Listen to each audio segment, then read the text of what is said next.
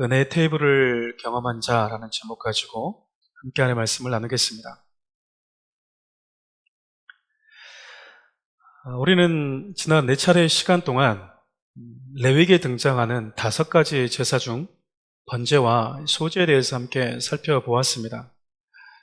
번제는 죄인된 저와 여러분들을 구원하기 위해서 아낌없이 모든 것을 다 내어주신 예수 그리스도의 사랑, 그 사랑의 메시지가 가득 담겨져 있는 제사가 바로 번제였다면, 소제는 그렇게 예수 그리스도의 모든 것 내어주심으로 인해서 대속의 은혜, 구원의 은혜를 받은 자들이 거룩한 삶으로 초대되었다라는 사실을 이 소제라는 제사를 통해서 살펴보았죠. 그러니까 예수 그리스도의 모든 것 내어주시는 번제를 지나서, 그리고 예수 그리스도의 거룩한 삶으로 부름받은 성도들은 이제 나는 예수 믿고 구원받았으니까 다 됐다라는 것이 아니라, 이제 예수 믿는 자답게 예수님이 이 땅에서 우리에게 보여주신 거룩한 그 삶을 추구해 가는 자들로 부름받았다는 사실을 결코 잊어서는 안 될 것입니다. 그것이 이 제사들 하나하나에 담겨져 있는 메시지이고, 그 제사를 실질적으로 현장에서 드리면서 하나님께서 저와 여러분들 마음 깊은 곳에 새겨주고 싶어 했던 메시지들이기 때문에 그렇습니다. 오늘은 세 번째 화목 제물에 대해서 함께 살펴보려고 합니다. 화목 제물에 담겨져 있는 하나님의 사랑의 메시지가 무엇인지 함께 살펴볼 텐데, 특별히 화목제는 여러 다양한 이름들로 불려지기도 합니다. 하나님께 그 어떤 것을 서원하기 위해서 드리는 서원제, 그리고 즐거운 마음, 자원하는 마음, 기쁜 마음으로 하나님께 드렸다라고 해서 낙헌제라고도 불리고요. 그리고 자원하는 마음으로 그분께 감사의 제목을 담아서 드리는 감사제, 서원제, 낙헌제가 화목제사의 또 다른 이름들입니다. 화목제라는 말은 말 그대로 화목이라는 이 내용이 담겨져 있다는 것을 우리가 충분히 추측해 볼 수 있지 않겠습니까? 히브리어로는 샬롬이라는 단어를 쓰는데, 이 샬롬이라는 단어에서 파생된 단어이기도 하죠. 그러니까 화목제는 번제와 소제와는 달리 하나님께 자원하는 이 감사의 마음을 가지고 드리는 제사였다라는 겁니다. 자원하면서 드리는 이 화목제물은요, 소나 양, 염소, 개인의 역량에 따라서 이렇게 드릴 수 있었습니다. 그런데 번제를 보면, 번제 같은 경우는 소, 양, 염소나 그리고 개인의 역량에 따라서 형편이 안 되는 사람들은 새도 드릴 수 있었는데, 화목제에는 새가 언급이 되지는 않습니다. 아마 번제처럼 의무적인 제사가 아니라 자원한 제사였고, 또한 여러분 이후에 살펴보겠지만 화목제사는 제사가 끝난 이후에 나눠 먹는 제사였기 때문에 좀 더 풍성한 의미를 가지기 위해서 새는 제외된 것이 아닌가라는 생각을 가져봅니다. 어쨌든 화목제물에 사용되었던 제물은 약간의 차이는 있을 수 있지만 제사를 드리는 방식은 동일했습니다. 오늘 저는 여러분과 함께 화목제물을 드리는 이 절차를 통해서 이 화목제 안에 담겨져 있는 영적 의미를 함께 살펴보려고 합니다. 먼저 여러분, 화목제를 드리려면 가장 먼저 다른 제사와도 유사하지만 흠없는 제물을 하나님 앞으로 가져와야 된다고 이야기를 하고 있습니다. 하나님 앞으로 가져와야 된다. 제가 3장 7절부터 11절까지만 읽었는데 레위기 3장 전체가 화목 제사에 대한 내용을 다루고 있어요. 특별히 1절과 7절, 12절을 보면 특별히 화목 제물을 드릴 때 흠없는 제물을 여호와 앞으로 가져와야 한다라고 기록을 하고 있습니다. 번제도 소제도 그렇지만 모든 제사는 하나님 앞에서 이루어진다라는 것이죠. 그냥 내 임의로 혹은 내 나름대로가 아니라 모든 예배는 하나님 앞에서 이루어져야 된다는 것입니다. 하나님 앞으로 가져온다. 어쩌면 당연해 보이지만 특별히 이 시대를 살아가는 저와 여러분들에게 이 메시지는 조금 더 눈여겨봐야 되고 마음에 담아야 될 메시지가 아닌가라는 생각이 들어요. 왜냐하면 그만큼 예배에 있어서는 현장감이라는 것이 중요하기 때문에 그렇습니다. 여러분, 예배는 상상 속에서 드려지는 것도 아니고요. 그렇다고 해서 시청하는 것도 아닙니다. 우리가 극장 가서 영화를 보듯이 관람객의 입장에서 예배를 드리는 것이 아니라는 거예요. 근데 안타깝게도 지금은 많은 교회 안에서 성도들이 조금 더 편안한 의자에 앉아서 한편의 라이브 영화를 관람하고 돌아가는 식의 예배로 전락해버린 게 아닌가라는 그런 안타까움들이 있는 것도 사실입니다. 하지만 예배는요, 관람하는 게 아니에요. 예배는 실질적으로 하나님 앞에 나와서 내가 직접 제물을 잡는 현장감 있는 예배였다는 겁니다. 다시 말하면 영상으로 예배를 드리든 아니면 저처럼 이렇게 예배당에 나와서 예배를 드리든 예배는 반드시 우리 내면 깊은 곳에서부터 내가 하나님 앞에 있다라는 그 영적인 현장감을 우리가 만들 수 있어야 된다는 겁니다. 하나님, 내가 하나님 앞에 있습니다. 하나님, 제가 지금 당신께 나아가기 위해서 흠없는 예수 그리스도에게 제가 안수했습니다. 내 죄를 전가받으신 예수 그리스도가 나 대신 지금 이렇게 피 흘려 죽어감으로 인해서 내가 지금 당신 앞에 나아갈 수 있게 되었습니다. 라고 하는 우리의 오감을 총동원하는 그런 예배가 실질적으로 드려져야 된다는 겁니다. 저는 목사이지만 특별히 지금 저를 비롯해서 이 시대를 살아가는 성도들이 이 영적 예배의 현장감을 많이들 잃고 살아가는 게 아닌가라는 그런 안타까움이 있어요. 왜냐하면 저와 여러분들이 자세히 들여다보면 정말 많은 부분에 있어서 예배를 습관적으로 드리는 경우가 얼마나 많은지 모릅니다. 때로는 우리는 너무나 피곤하죠. 교회 안에서 뭔가를 많이 일을 하고 가면 혹은 1부부터 2부, 3부, 4부, 5부 때까지 교회를 다 지키고 그 예배에 다 참여하고 해가 질 때쯤 집에 돌아가면 내가 오늘 주님을 위해서 뭔가 많이 한 것 같은 그런 스스로 위로감을 가지고 교회를 떠날 때가 있는 것이 사실 아니겠습니까? 또 어떤 분들은 너무 바쁩니다. 그래서 내가 해야 될 일들이 너무 많다 보니까 빨리 내가 원하는 시간에 예배를 와서 발도장을 찍고 그 다음 내가 할 일을 하러 떠나는 성도들도 많은 것이 사실이죠. 이런 방식의 예배 가운데 영적 현장감이라는 것이 과연 존재할까? 우리는 심각하게 질문해 봐야 돼요.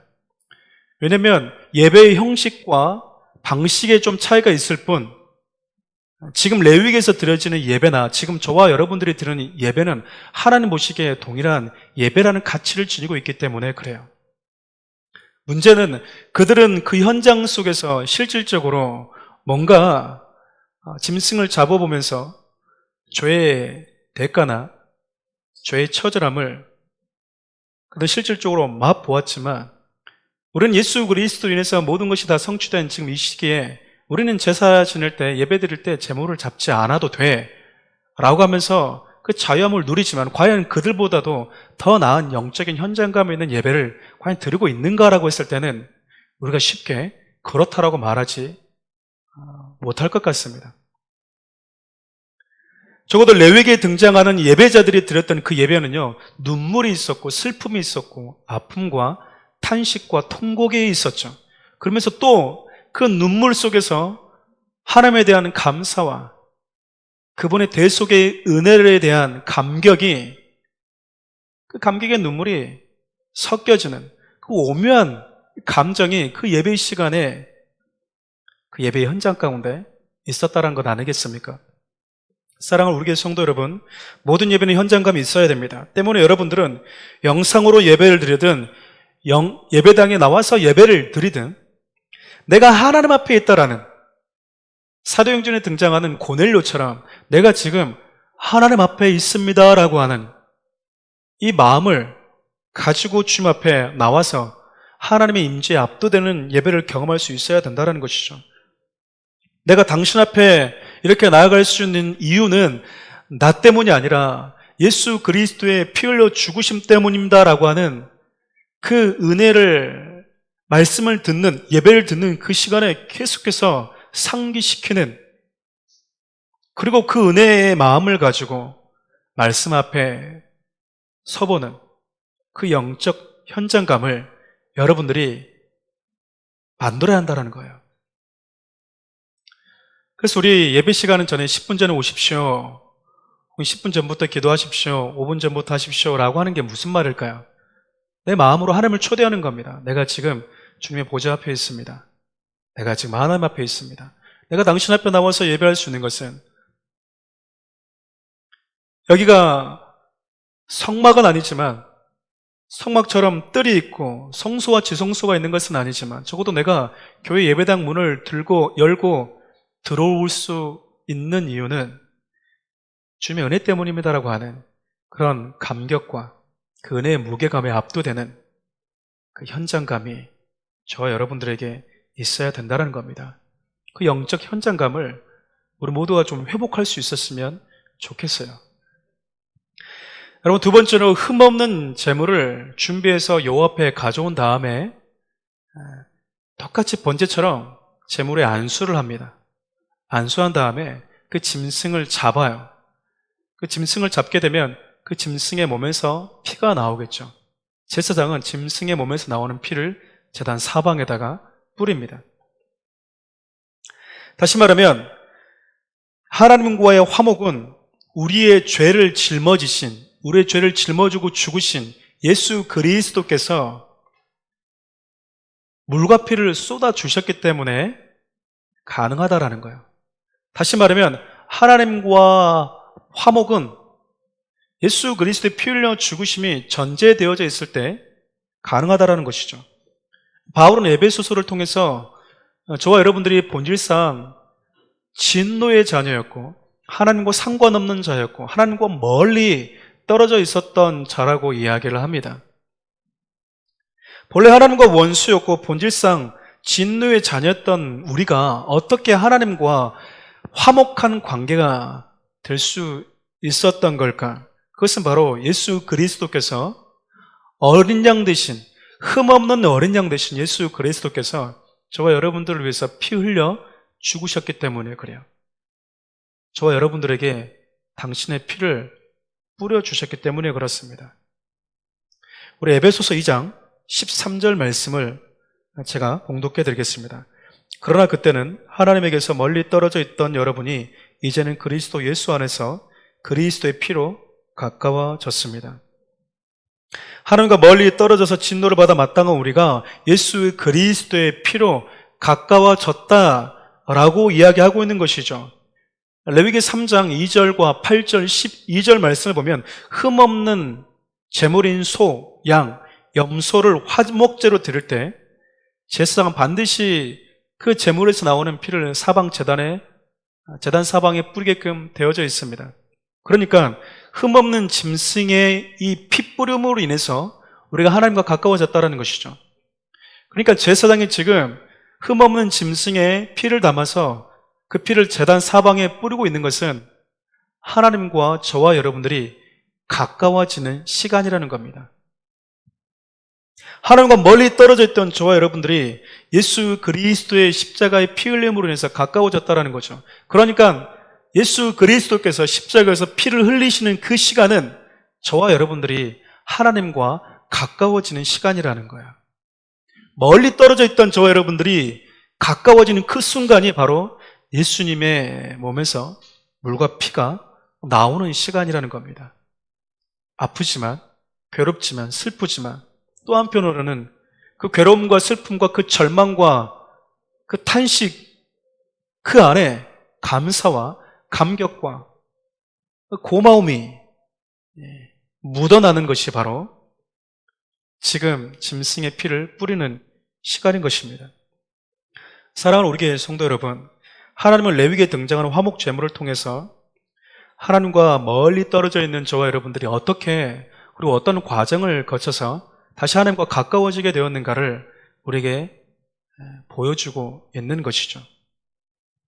세 번째로 화목제사는 짐승을 잡고 피를 사방에 뿌린 이후에 그 짐승이 안에 있는, 몸 안에 있는 이 두 개의 콩팥과 그리고 내장을 덮고 있는 각종의 그 주위의 기름들을 하나님께 태워 드리도록 되어 있습니다. 좀 우리에겐 조금 낯설죠. 그런데 당시에는 콩팥과 짐승의 몸 안에 있는 짐승의 몸 깊은 곳을 덮고 있는 이 기름이 가장 좋은 것이었다고 이야기합니다. 그러니까 콩팥을 들어라. 그 몸속 깊은 곳에 붙어있는 기름을 제거해서 그 기름을 하나님께 들어라. 그 말은 최고의 것을 그분께 들어라 라고 말하는 것과 같은 메시지인 거죠. 다시 말하면 지금 다른 것은 너희가 구워서 나눠 먹되 가장 귀한 것은 내게 불로 태워서 드려야 한다라고 말씀하고 있는 거예요. 이것은 하나님께서 저와 여러분들에게 있어서 가장 깊은 헌신과 사랑을 요구하고 있는 장면이기도 합니다. 사랑하면요, 좋은 것, 가장 좋은 것을 주기도 하지만 사랑한 사람에게 가장 좋은 것을 받고 싶은 것도 사실입니다. 다시 말하면 하나님은 짐승 안에 있는 그 재물 안에 있는 겉에 있는 것뿐만 아니라 그 안에 있는 깊숙한 곳에 담겨져 있는 가장 좋은 것, 가장 가치 있는 것, 가장 최고의 것을 하나님께 드리라고 하는 것이죠. 여러분, 이 부분의 이해를 돕는 구절이 아마도 시편 103편 1절이 아닐까 싶습니다. 우리가 많이 부르는 찬송가의 곡조이기도 하죠. 제가 봉독해 드릴게요. 오 내 영혼아 여호와를 찬양하라. 내 속에 있는 모든 것들아 그 거룩하신 이름을 찬양하라. 내 속에 있는 모든 것들아 하나님을 찬양하라. 우리가 입술로 하나님을 찬양할 수 있습니다. 눈에 보이는 몸짓으로 주님을 찬양할 수 있어요. 그런데요, 내 속에 있는 것들은 하나님을 찬양하지 않을 수 있습니다. 내 속에 있는 것들은 하나님의 예배 안에 있어서 사각지대에 있을 수 있어요. 예배 드리는 그 삶이 멋들어 보일 수는 있지만 그 중심과 그 생각은 그 예배 자리에, 말씀을 듣는 자리에 없을 수 있다는 것 아니겠습니까? 좀 더 확대 해석해 보면 예수 그리스도인이라는, 예수를 믿는 그리스도인이라는 존귀한 이름을 가지고 살아가는데 그들의 깊은 삶의 내면에는 전혀 하나님을 예배하는 것이 없을 수 있다는 것이죠. 근데 시편 기자는 뭐라고 지금 이야기합니까? 우리의 오감뿐만 아니라 우리의 내면에 있는 모든 것을 다해서 하나님을 예배해야 된다는 것입니다. 그것이 지금 하나님께서 그 제물 안에 있는 깊숙한 곳에 있는 것까지, 그 기름까지 다 주님께 예배로 올려드려야 한다라고 이야기하고 있는 거죠. 도대체 하나님 앞에 예배하는 자세가 어떠해야 하는지, 다른 이방 종교들은 지성이면 감천이기 때문에 그가 어떤 마음을 가지고 오는지 상관없습니다. 좀 더 많은 돈을 들여서 좀 더 괜찮은 제사 음식을 만들면 되겠죠. 그 신에 대한 존경심과 예배심과 사랑과 감사가 중요한 게 아니잖아요. 그런데 여러분, 하나님은요, 그걸 너무나 중요하게 여기신다라는 거예요. 우리가 하나님께 예배할 때 짜투리 시간, 짜투리 재물, 짜투리 헌신이 아니라 시간이 남으면 내가 주님 일을 하겠다, 그것이 아니라 내게 있는 가장 최고의 것을 가지고 주님께 기쁨으로 내어드릴 수 있는 그 예배가 바로 화목제 안에 담겨져 있다는 거예요. 왜냐하면 하나님께서 저와 여러분들에게 먼저 가장 좋은 것을 주셨기 때문이죠. 그것이 바로 우리가 앞서 살펴봤던 번제를 통해서 살펴보지 않았습니까? 모든 것을 다 주셨잖아요. 아낌없이. 그분이 지금 화목제를 통해서 하나님과 화목해 된 자들이 어떤 마음과 어떤 자세로 그분께 나와서 예배를 해야 되는지, 그리고 그분은 어떤 예배를 받고 싶어 하는지 저와 여러분들에게 말씀해 주고 있는 겁니다. 동시에 우리가 하나님 앞에 나와서 화목 제사를 드릴 수 있다는 것은요, 우리가 번제를 통해서 또 화목제를 드리기 전에 그 짐승에게 안수함으로 인해서 예수 그리스도가 우리를 위해서 죽어주심으로 인해서 하나님과 화목한 관계가 되었다는 것을 의미하기도 합니다. 화목한 관계가 되면 이제 뭐 할 수 있습니까? 독특하게요, 한 테이블에 앉을 수가 있어요. 이 장면이 본문 11절에 등장하는데 제가 읽어드리겠습니다. 제사장은 그것을 제단 위에서 불태워야 한다. 이것이 화제로 드리는 음식이다. 개정개혁 성경은 화제로 드리는 음식을 화제로 여호와께 드리는 음식이다라고 번역을 했어요. 다시 말하면 화목제는 하나님과 한 테이블에 앉아서 마주보고 식사하는 제사예요. 보통 테이블은 가족들 아니면요, 화목한 관계가 아니고서는 함께 마주보고 앉지를 않습니다. 그러니까 우리가 하나님과 한 테이블에 앉게 되었다, 그 말은 우리가 그분과 화목한 관계가 되었다라는 것을 의미하는 것이죠. 성경을 보면 하나님과 마주 앉아서 테이블을 대했던 많은 장면들이 등장하는데, 구약과 신약 대표적인 장면 두 가지만 여러분에게 제가 소개해 드리려고 합니다. 첫 번째가 출애굽기 24장 9절에서 11절이에요. 제가 읽어드릴게요. 모세와 아론, 나답과 아비후, 이스라엘의 70명의 장로들은 올라가 이스라엘의 하나님을 보았습니다. 그분의 발 아래는 하늘처럼 맑은 사파이어로 된 바닥 같은 것이 깔려 있었습니다. 그러나 하나님께서는 이스라엘 백성들의 지도자들에게 손을 대지 않으셨습니다. 그들은 하나님을 보기도 했고 먹고 마시기도 했습니다. 여러분, 지금 모세와 아론 그리고 그의 아들들 그리고 70명의 장로가 시내산에 올라가서 하나님 앞에 있어요. 그리고 오늘 방금 읽었던 이 구절은 그들이 하나님과 마주보고 식사를 했다라고 이야기를 합니다. 여러분 잘 아시다시피 하나님께서 모세가 하나님 당신을 보여달라고 할 때 나를 보고 살 자는 없다라고 이야기했거든요. 하나님을 보고 살 자가 없음에도 불구하고 어떻게 그분과 마주대하면서 식탁을 대할 수 있는가, 그 말이에요. 그 이유는 24장 6절에 기록이 되어져 있어요. 제가 읽어드릴게요. 모세는 그 피의 절반을 가져다가 대접에 담고 남은 절반은 제단에 뿌렸습니다. 똑같이 어디서 많이 본 것 같죠? 그 피를 어디다 뿌렸대요? 제단에 뿌렸답니다. 하나님과 마주보고 살 수 있는 존재는 없죠.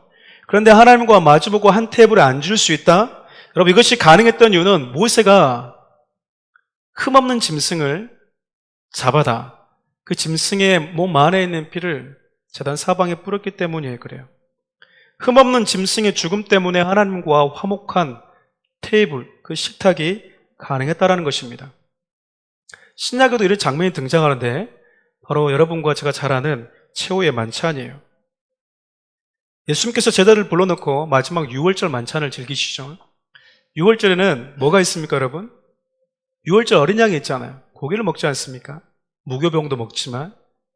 근데 여러분, 예수님과 마주한 그 테이블에는 6월절 고기가 없었어요. 왜일까요? 예수님 당신이 친히 6월절 어린 양이 되셨기 때문에 그렇습니다. 그래서 예수님께서 제자들에게 빵을 떼어주면서 포도주 잔을 제자들에게 주면서 내 살이다. 무슨 말입니까? 그들은 예수님이 내어준 예수님이라는 흠없는 어린 양의 고기를 먹었다라는 거예요. 나아가서 예수님의 몸 안에 있는 그 잔을 그들이 받았다라는 것이죠. 그래서 그들이 예수님을 마주보고 하나님이신 예수 그리스도를 마주보고 그 테이블에 참여할 수 있었던 것입니다. 다시 말하면 제자들과 예수님이 하나님이신 예수님께서 마주보고 식탁을 대할 수 있었던 이유는 예수님께서 당신의 몸 안에 있는 피를 제자들에게 뿌려주셨기 때문이라는 거예요. 당신의 생명을 건네주셨기에 비로소 하나님과 화목한 식탁, 테이블이 가능했다라고 성경이 이야기하고 있는 것입니다. 이것은 정말 저와 여러분 입장에서 봤을 때는 은혜이고 감사하지만 또 한편으로 봤을 땐 정말 자격 없는 우리 아닙니까? 자격이 없음에도 불구하고 절대적인 예수 그리스도의 희생과 죽어주심으로 인해서 창조주신 하나님 앞에서 그분의 얼굴을 마주 대하고 식탁을 대할 수 있다는 것, 그것은 은혜인 것이죠. 맥스 루케이드 목사님, 여러분 잘 아실 겁니다. 그 목사님이셨던 하나님이 캐스팅한 사람들이라는 책이 있어요. 그 책을 보면 이 다윗의 식탁을 대하는 무비보셋의 이야기가 등장합니다. 물론 맥스 루케이드 목사님이 찰스 스윈돌 목사님이라는 그분의 책에서 인용한 내용이기도 합니다. 다윗 왕이 저녁 만찬을 알리는 종이 이렇게 땡땡 이렇게 울리는 것이죠. 다윗이 가장 먼저 저녁 식탁 테이블에 앉아서 자녀들을 기다립니다. 가장 먼저 영리하고 간교한 암논이 내려와서 다윗이 베푼 식탁에 앉는 겁니다. 그리고 보면 아름다운 여인 다말, 다윗의 딸이죠. 그 아름다운 딸이 또 다윗의 테이블에 착석을 해요.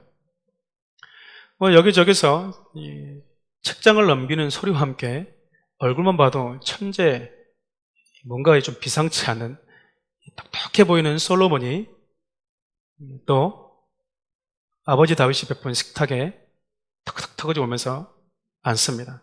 그 테이블에 앉아서도 손에 들고 있던 책을 놓지 않고 있는 거죠. 그리고 압살롬, 참 잘생긴 아들이지 않습니까? 그 긴 생머리를 가지고 있는 그 잘생긴 아들이 머리를 찰랑찰랑이면서 아버지 다윗이 베푼 그 식탁에 착석을 했어요. 또 그날은 좀 특별한 날이었는지 다윗이 군대 사령관이었던 요압도 초청을 합니다. 요압 진짜 어디 가든지 간에 이 백전불패의 장수 아니겠습니까? 온몸이 구릿빛 나는 이 근육이 이렇게 그의 어떤 자랑과도 같은 근육을 가진 요압이 또 다윗의 식탁에 테이블에 앉아요. 이제 먹으면 됩니다. 그런데 다윗이 식탁을 시작하지 않는 것이죠. 누군가 한 명을 기다리고 있었기 때문에 그래요. 저기서 철커덕 하면서 한쪽 다리를 질질 끌면서 누군가가 걸어오고 있는 겁니다. 누굽니까? 모비보셋이죠. 기다리고 있는 다윗의 아들들은 짜증이 났을지도 모르겠어요. 좀 세상말로 말하면 저런 몸 상한 애가 우리랑 어떻게 이렇게 같은 식탁에 앉을 수 있단 말인가 라는 생각을 했을 수도 있었겠죠. 그렇게 염치 없이 모비보셋이 다윗의 아들의 눈치를 이렇게 보면서 다윗이 베푼 식탁에 의자를 빼서 쓱 앉습니다. 그리고 식탁보를 가지고 자신의 불편한 다리를 이렇게 덮어요. 그리고 여러분 이 책의 저자 이렇게 질문합니다. 한 가지 내가 묻겠습니다. 무비보셋은 은혜를 아는 자였을까요? 은혜가 무엇인지 아는 자였을까요? 라고 질문을 해요. 저도 여러분에게 질문 던져볼까요? 다윗의 테이블에 착석했던 수많은 자녀들 가운데 그 테이블이 은혜로 다가왔던 사람이 있다면 누굴까요?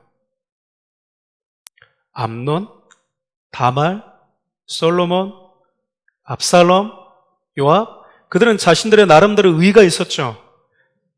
잘난 게 있었습니다. 그들은 아버지 다윗이 베푼 그 식탁에 앉는 것이 자연스러웠고 당연하다고 생각했을 거예요. 그런데 딱 한 사람, 무비보셋은 그 자리에 앉는 것이 결코 자연스럽지도 않았고 당연하지도 않았어요. 왜일까요? 자격이 없다는 걸 너무나 잘 알고 있었거든요. 자신이 다윗의 테이블에 마주 앉아서 식탁을 할 수 있었던 이유는 은혜였던 겁니다. 무비보셋이 누굽니까? 그 오랜 시간 동안 다윗을 잡아 죽이려고 했던 사울의 손자가 아닙니까? 원수 집안인 것이죠. 가문으로 따지면 원수입니다. 멀리 떨어져 있었던 자이고 본질상 죽어야 마땅한 가문인 거예요. 그런데 모비보셋이 다윗의 테이블에 앉아서 먹을 수 있었던 이유는요, 다윗이 사울의 아들이었던 요나단과 맺은 언약 때문이었어요. 그러니까 모비보셋이 다윗의 테이블에 앉아서 식탁을 하기 위해서 그가 했던 것은 아무것도 없었다라는 이야기입니다. 그가 한 것이라고는 아무것도 없었어요. 단지 다윗이 그의 아버지와 맺은 언약 때문에 그가 그 테이블에 앉을 수 있었다는 것이죠. 이걸 뭐라고 얘기합니까? 은혜라고 이야기합니다. 저와 여러분들이 하나님과 마주보고 영광의 하나님, 거룩한 하나님, 죄를 조금도 용납하지 않으시는 그 하나님을 마주보고 식탁을 대할 수 있었던 그 비결이 뭐란 이야기입니까? 하나님께서 어린 양 되신 예수 그리스도와 맺은 언약 때문이라는 것이에요. 그분 때문에 멀리 떨어져 있던 본질상 원수였던 저와 여러분들이 하나님을 마주보고 이 테이블에 참여할 수 있게 되었다는 것입니다. 그것이 바로 이 화목제물이 담고 있는 아주 중요하고 아름다운 메시지 중에 하나라는 거예요. 또한 여러분, 그분의 테이블에 앉게 되었다는 것은요, 관계가 회복되었지만 또 하나는 그분의 가족 공동체가 되었다는 것을 또 의미합니다. 바울은 이 부분을 에베소서 2장 19절에 이렇게 이야기를 해요. 제가 읽어드리겠습니다. 그러므로 이제 여러분은 더 이상 낯선 사람들이거나 나그네들이 아니라 성도들과 동등한 시민이요 하나님의 가족입니다. 하나님의 가족입니다. 그렇습니다, 여러분. 예수님께서 하나님과 우리 사이 화목제물이 되어주심으로 인해서 저와 여러분들이 하나님의 가족이 된 것입니다. 이것이 바로 화목제물을 통해서 하나님과 마주보고 식사하는 장면이 저와 여러분들에게 주는 놀라운 영적인 교훈이면서 비밀이기도 해요. 말씀을 정리하고자 합니다. 여러분, 화목제사를 통해서 흠없는 예수 그리스도가 저와 여러분들을 하나님의 가족 공동체로 만들어 주셨다라는 사실을 우리는 하나님과 이 화목제물을 마주 앉아서 대할 때 마음에 깊이 새길 수 있어야 되겠습니다. 그분과 마주 앉아서 식사할 수 있는 관계가 되었다라는 것이죠. 근데 여기서 한 가지만 더 우리가 주목해야 될 것이 있습니다. 하나님의 가족 공동체가 된 자들에게 하나님께서 한 가지 부탁하신 것이 있어요. 특별히 신명기 12장 18절을 보면 화목제에 별명과 같은 낙헌제가 등장하는데 이 낙헌제를 어떻게 먹어야 하는지 구체적으로 기록을 하고 있어요. 신명기 12장 18절 말씀을 제가 읽어드리겠습니다. 대신에 너희는 너희의 아들, 딸들과 너희의 남종들과 여종들과 너희 성 안에 있는 레위 사람들과 함께 너희 하나님 여호와께서 선택하신 곳으로 가서 너희 하나님 여호와 앞에서 그것을 먹고 너희 손에 있는 모든 것을 두고 너희 하나님 여호와 앞에서 기뻐해야 한다. 하나님 기쁨으로 헌신하며 드리는 이 화목제물인 낙헌제물을 혼자 먹지 말라고 이야기해요. 혼자 먹지 말아라. 어떻게 먹으라고 얘기합니까? 자녀들을 불러서, 종들을 불러서, 성 안에 봉사하는 레위인들, 목회자들을 불러서 함께 나눠 먹어라 그 말이에요. 그러니까 화목제가 있는 날은 말 그대로 잔칫날입니다. 여기저기 사람들을 초대하는 거예요. 내가 하나님 앞에 가서 하나님과 화목한 자가 되었습니다. 나도 여러분과 그 화목의 식탁을 나누고 싶습니다. 하나님께서 그 낙헌제, 화목제를 그렇게 제사가 끝난 다음에 나누라는 것이에요. 이것은 화목제를 경험한 자들에게 주어진 또 다른 부르심이기도 한 것이죠. 바울은 예수 그리스도를 통해서 새로운 피조물 된 저와 여러분들에게 주어진 새로운 직분이 있다고 합니다. 고린도후서 5장 17절에서 18절 말씀을 읽어드리겠습니다. 그러므로 누구든지 그리스도 안에 있으면 새로운 피조물입니다. 옛것은 지나갔으니 보십시오, 새 것이 됐습니다. 모든 것은 하나님께로부터 왔습니다. 하나님은 그리스도를 통해서 우리를 그분과 화목하게 하시고 또한 우리에게 화목하게 하신 직분을 맡기셨습니다. 그리스도 예수를 통해서 새로운 피조물이 된 자들에게 하나님께서 뭔가를 맡기셨대요. 그게 무엇입니까? 화목해 하는 직분을 맡기셨대요. 다시 말하면 하나님은 예수 그리스도의 은혜로 화목해 된 당신의 가족 공동체 된 저와 여러분들이 세상 속에서 화목한 자로 살기를 원하신다라는 거예요. 예수 그리스도는 화목제물을 놓고 하나님과 여전히 멀어져 있는, 여전히 하나님과 원수된 채 여전히 진노의 자녀로 살아가고 있는 자들을 초대해서 화목한 그 시간을 보내라는 것입니다. 그것이 바로 화목 제사를 드리는 예배의 현장인 것이죠. 예수 그리스도라는 흠없는 화목 제물을 두고 하나님과 화목히 된 내가, 나를 그분과 화목케 하신 예수 그리스도라는 그 흠없는 양을 다른 많은 이들을 초대해서 나누는 것, 그것이 바로 또 다른 화목 제사의 현장인 것입니다. 하나님은 저와 여러분들을 그러한 화목의 직분을 맡은 자로 부르셨어요. 바라기는 화목의 은혜가 어떻게 저와 여러분들에게 주어졌는지를 마음 깊이 깨달아서 은혜의 무게감 한가득 안고 하나님 앞에 나오는 자들 되었으면 좋겠어요. 동시에 나를 화목케 하시고 당신의 가족 공동체로 부르신 하나님께서 저와 여러분들에게 주신 화목케 하는 직분을 정말 아름답게 살아내는, 저와 여러분들이 살아가는 삶의 현장에 하나님께 화목 제물을 드리고 그 화목 제물을 나누는 거룩한 예배의 현장이 될 수 있기를 주님의 이름으로 간절히 축원드립니다. 그 마음을 담아서 찬송가 508장 우리는 지금은 나그네 되어도라는 찬양 하나님께 드리도록 하겠습니다.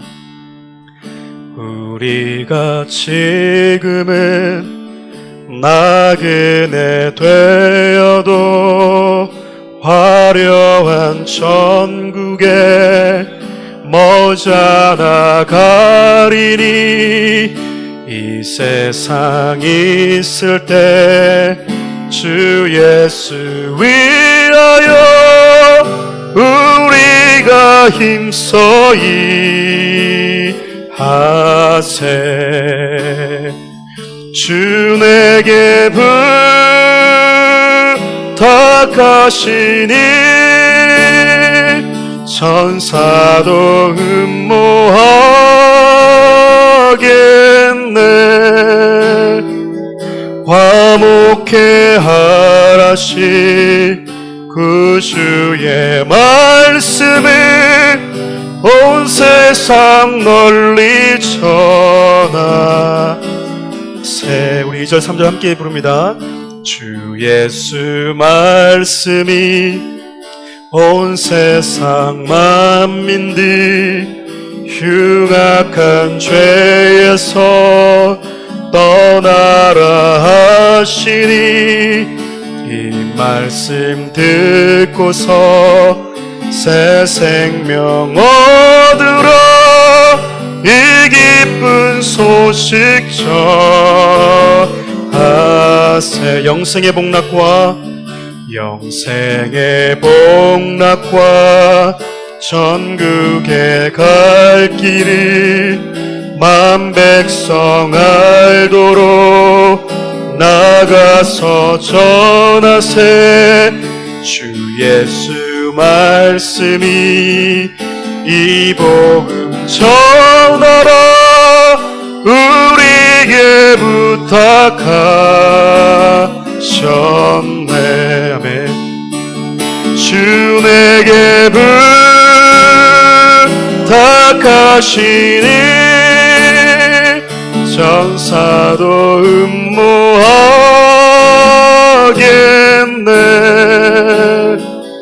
화목케 하라시 그 주의 말씀을 온 세상 널리 전하세.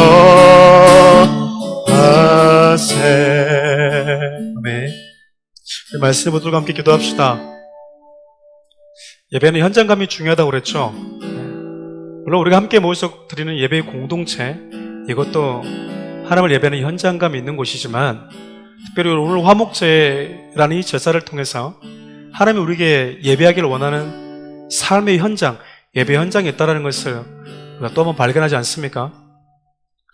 하나님과 화목해 된 자들이 예수 그리스도라는 흠없는 어린 양을 두고 여전히 하나님과 멀리 떨어져 있는 자들과 그들을 초대해서 하나님과 화목한 자로 만드는 그 거룩한 화목제물을 드리는 현장이 하나님, 내가 살아가는 삶의 현장, 내 가정, 내가 만나는 모든 만남에 되게 해달라고 함께 기도합시다. 그리고 여러분, 사랑하는 우리 교회를 위해서 기도해 주십시오. 사랑 우리 교회의 거룩한 부흥과 건강한 부흥을 위해서 기도해 주시고 연약한 지체들을 위해서도 기도해 주십시오. 특별히 나라와 민족과 코로나에서 힘들어하는 지체들을 위해서 함께 기도해 주십시오.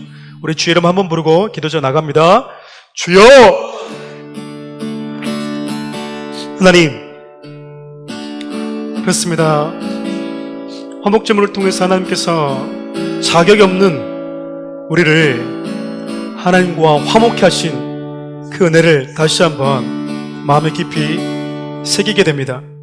하나님, 우리가 주님과 한 테이블에 앉아서 주님의 가족이라는 이름을 가지고 당신의 거룩하고 영광스러운 테이블에 앉을 수 있는 것은 예수 그리스도의 죽으심 때문인 것을 우리가 다시 한번 마음에 새기게 됩니다.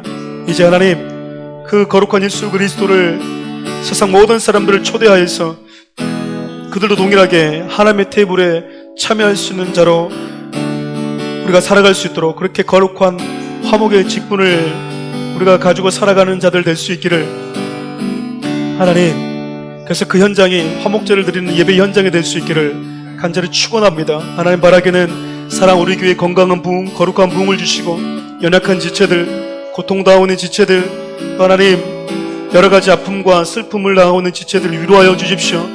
그리고 코로나로 인해서 고통당하고 있는 나라 민족과 열방을 긍휼히 여겨주시고 하나님이 주시는 위로가 각 나라와 각 민족과 특별히 이 나라의 민족과 교회와 성도들의 가정 가운데 가득하게 하여 주시옵소서.